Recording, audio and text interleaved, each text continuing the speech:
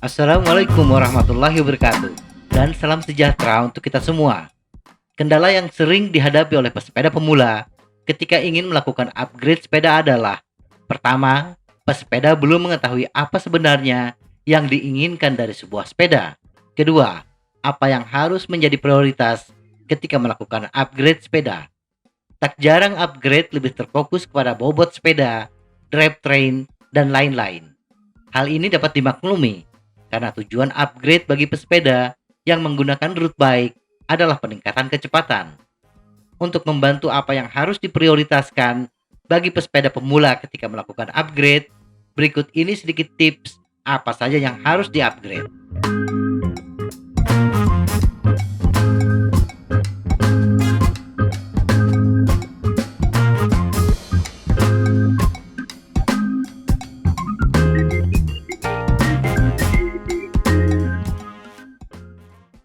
Prioritas upgrade: meningkatkan kecepatan, di samping meningkatkan power yang dimiliki pesepeda, juga harus ditunjang oleh komponen yang bagus.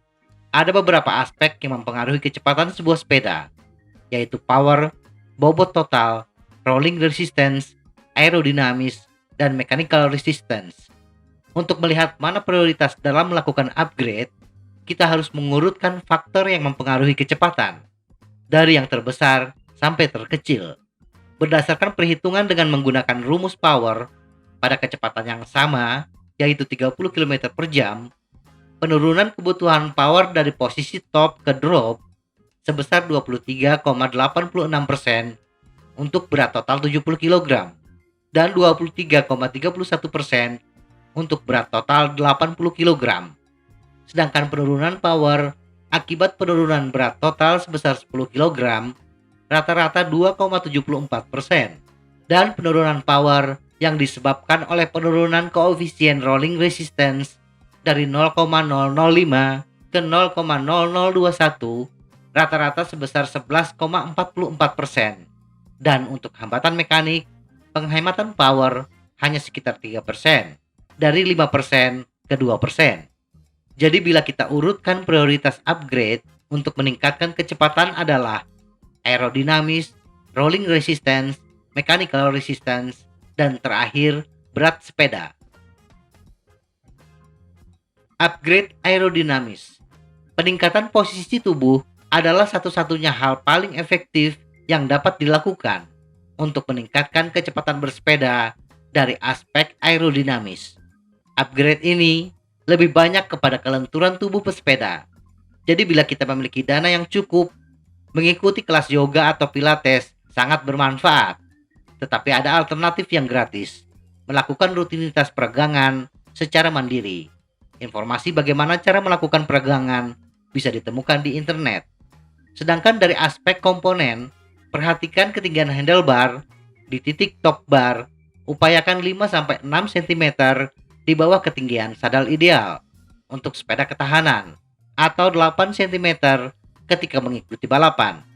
Dan untuk kestabilan kemudi, khususnya pada kecepatan tinggi, dan untuk menambah posisi aerodinamis, gunakan stem yang panjang, sehingga posisi hood tetap di atas pusat roda depan.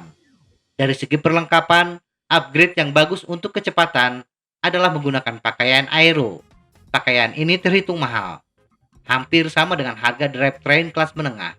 Ganti kaos kaki berpotongan rendah dengan kaos kaki yang setidaknya sampai pertengahan betis dan memiliki tekstur yang sedikit terangkat.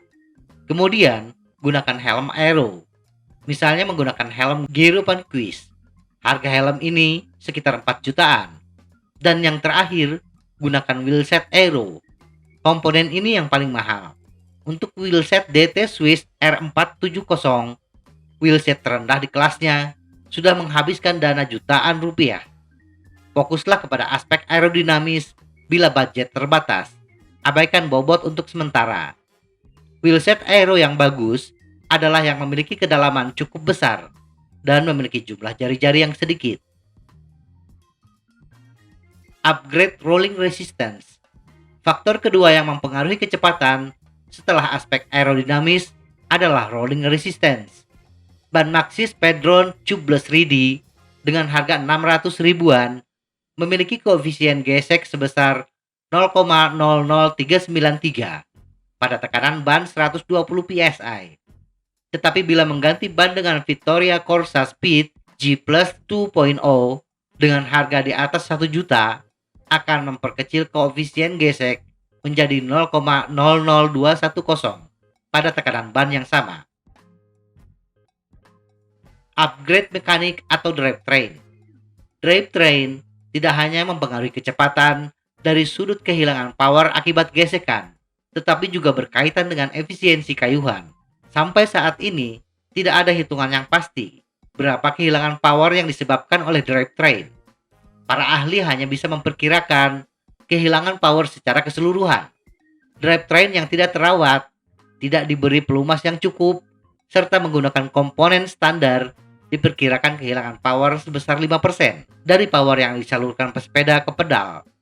Sedangkan untuk drivetrain kelas atas dengan bottom bracket Holotech dan komponen yang menggunakan teknologi Sealtech seperti di kaset, kabel shifter, dan rantai, diperkirakan akan menekan kehilangan power secara keseluruhan sekitar 2%. Tetapi di samping menekan kehilangan power, drivetrain yang bagus juga meningkatkan efisiensi kayuhan, terutama ketika perpindahan gigi. Perpindahan gigi yang cepat memungkinkan pesepeda menghemat power. Di samping itu, dengan menggunakan drivetrain elektronik akan mengurangi hambatan udara karena tidak menggunakan kabel dan operasi perpindahan gigi yang lebih cepat. Jadi, meningkatkan komponen drivetrain bila dilihat dari aspek hambatan tidak terlalu besar mempengaruhi kecepatan, tetapi dari sudut efisiensi kayuhan sangat berpengaruh. Upgrade bobot. Kebanyakan pesepeda lebih fokus kepada upgrade jenis ini, padahal pengaruhnya terhadap kecepatan berada di posisi paling bawah. Di samping ketidaktahuan, penyebab pesepeda lebih fokus kepada upgrade bobot karena melihat pesepeda profesional. Bagi pesepeda profesional, wajar untuk melakukan upgrade bobot karena semua jenis upgrade sebelumnya sudah dilakukan, sehingga tertinggal satu aspek yang harus di-upgrade agar bisa naik podium. Sepeda yang ringan memang secara teori memiliki pengaruh yang kecil, tetapi dari sudut psikologis, sepeda yang ringan menciptakan efek placebo. Efek placebo akan meningkatkan percaya diri yang signifikan, sehingga akan memacu semangat pesepeda untuk bersepeda dengan kecepatan tinggi. Kesimpulan, upgrade sepeda road bike untuk meningkatkan kecepatan, kita harus melakukannya secara berurutan, dari aerodinamis hingga bobot sepeda. Percuma menurunkan bobot sepeda bila posisi bersepeda belum aerodinamis. Upgrade bagi pesepeda road bike membutuhkan dana yang tidak sedikit. Dari aspek aerodinamis saja bisa menghabiskan dana puluhan juta. Jadi lakukan upgrade secara perlahan. Dan sebelum melakukan upgrade komponen, terlebih dahulu upgrade kemampuan bersepeda kita. Mulai dari kelenturan tubuh, peningkatan power, dan bagaimana mengayuh pedal lebih efisien. Semoga informasi ini bermanfaat. Tetap sehat. Salam goes.